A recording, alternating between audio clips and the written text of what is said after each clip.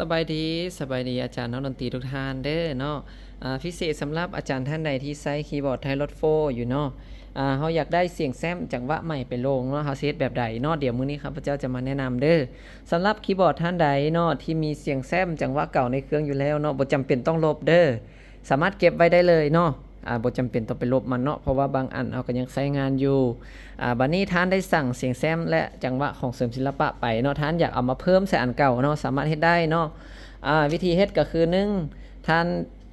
ได้สั่งเป็น USB ไปเนาะหรือว่าสั่งเป็นไฟล์ไปก็ให้ท่านเอาข้อมูลใส่ USB นี้เนาะหลังจากใส่แล้วก็เอามาเสียบใส่คีย์บอร์ดเด้อเสียบใส่คีย์บอร์ดปึ๊บเนาะวิธีเฮาจะโหลดเนาะขั้นตอนทำอีทเฮาจะมาแนะนำวิธีการเอาเสียงแซมลงมาในเครื่องเนาะเอาเสียงแซมจาก USB นี่มาใส่เครื่องนี้เนาะมาเพิ่มเติมใส่อันเก่าที่เฮามีว่าซั่นซะให้เฮากดนี้เนาะมาเมนูเนาะกด Voice Creator กดปึ๊บเข้าไปจากนั้นให้เข้ามาเมนูที่4เนาะเป็นตัวดีเนาะหรือว่า Individual Load เนาะตัวที่4ครับกดเข้าไปปึ๊บมันก็จะโหลดน้อยนึงเวลาโหลดปึ๊บมามันจะเจอโฟลเดอร์นี่เนาะจะอยู่ในซองของ USB เนาะถ้าว่าของท่านใดที่มันอยู่ใน User ก็ให้แท็บมาใส่ USB เด้อแล้วจะมีโฟลเดอร์อยู่9โฟลเดอร์เนาะบ่ให้เฮาสนใจแต่โฟลเดอร์สุดท้ายเนาะเพราะว่าเขาจะเอาแซมมาลงมันจะเขียนว่าแซมไทยรอดโฟเขากดใส่เลยปึ๊บเข้าไปบัดนี้เราสามารถเลือกได้เลยอันนี้เป็นเสียงแซมของข้าพเจ้าเด้อตัวอย่างว่าท่านอยากได้เสียงกลองก็สามารถเพิ่มกลองเขาได้เนาะเสียงเอฟเฟกต์เสียงแคนเสียงออร์แกนอีกอย่างสามารถเพิ่มใส่ได้เด้อตัวอย่างข้าพเจ้าบางเสียงข้าพเจ้ามีแหละเนาะในเครื่องนี่เนาะตัวอย่างว่าเป็นพวก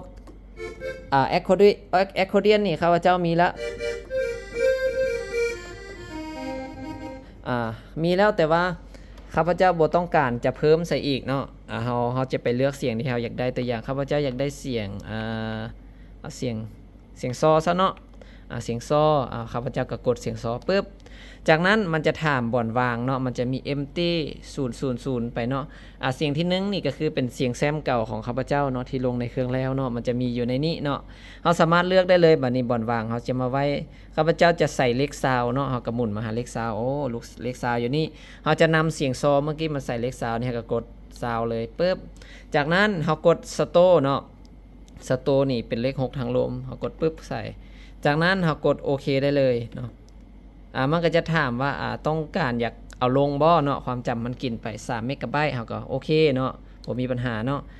มันก็จะโหลดเด้อบัดนี้ครับมันก็จะโหลดนี่เนาะมาจนเต็มหลังจากมันโหลดแล้วมันจะมาอยู่เลขซาวของ extension ของเฮาเนาะเดี๋ยวเขาจะมากดถ้ามันโหลดสำเร็จแล้วเขาจะมากดเบิ่งหลังจากมันโหลดสำเร็จเนาะเราสามารถกดมึงได้เลยเนาะกด extension ได้เลยเนาะกด extension ปึ๊บเนาะกด exit ออกก่อนเด้อลืมบอกแล้วกด extension ปึ๊บแล้วเรามาเบิ่งหน้าจอเนาะตอนนี้หน้าจอมันขึ้นมาแล้วเนาะ voice อันนี้เป็นเสียงเก่าเด้อเป็นแซมเก่าของข้าพเจ้ามีในเครื่องเนาะเป็น accordion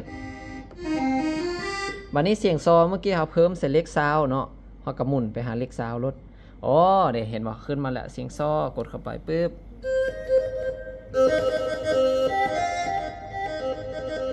ได้แล้วเนาะบัดนี้เราต้องการอยากเพิ่มเสียงต่างๆเราก็เฮ็ดคือเก่าเนาะไป voice creator ปึ๊บไป individual load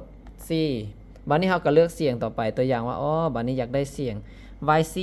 40ก็กดใส่ YC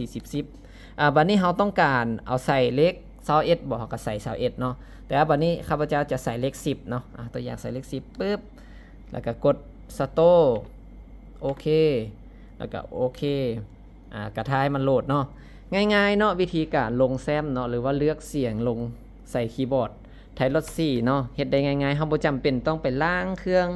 ไปลบจังหวะออกเมิดแล้วเฮาลงใส่เมิดอันนั้นบ่จำเป็นเนาะอันนั้นเป็นวิธีเก่าเด้อ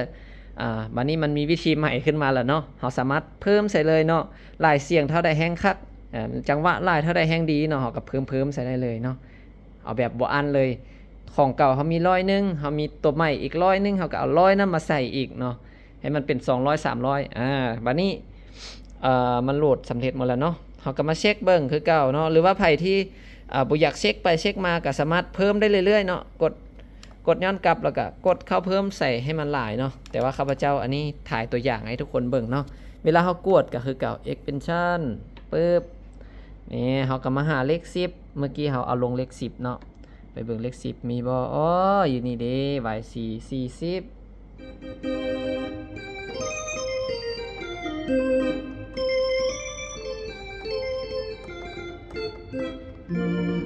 ประมาณนี้เนาะวิธีการเพิ่มแซมได้แล้วนี่นะเฮา exit ออกได้บัดนี้เฮาสิเอามาเซฟใส่ปุ่มนี้เฮาก็ memory เลย ตัวอย่างสิใส่เลข1ก็กดใส่เลข1ปึ๊บไฟมันมาละเลข1วันนี้ครับไปเพิ่มเสียงต่อไปตัวอย่าง accordion อยากใส่เลข2 memory ใส่เลข2ปึ๊บมาละได้2เสียงละนี่3เสียงละวันนี้อยากเอาเสียงโซ่เขาอยู่เลข20เนาะเมื่อกี้กดเสียงโซ่ใส่เลข3กับ memory เลข3ปึ๊บตอนนี้เขาได้3เสียงละเนาะบ่ได้งอละบัดนี้ได้3เสียงละ โอเคประมาณนี้เด้อเนาะวิธีการเฮ็ดเนาะเฮ็ดบ่ยากเด้อสามารถเฮ็ดเองได้ง่ายๆเนาะวิธีการเอาเสียงแซมลงไปเนาะ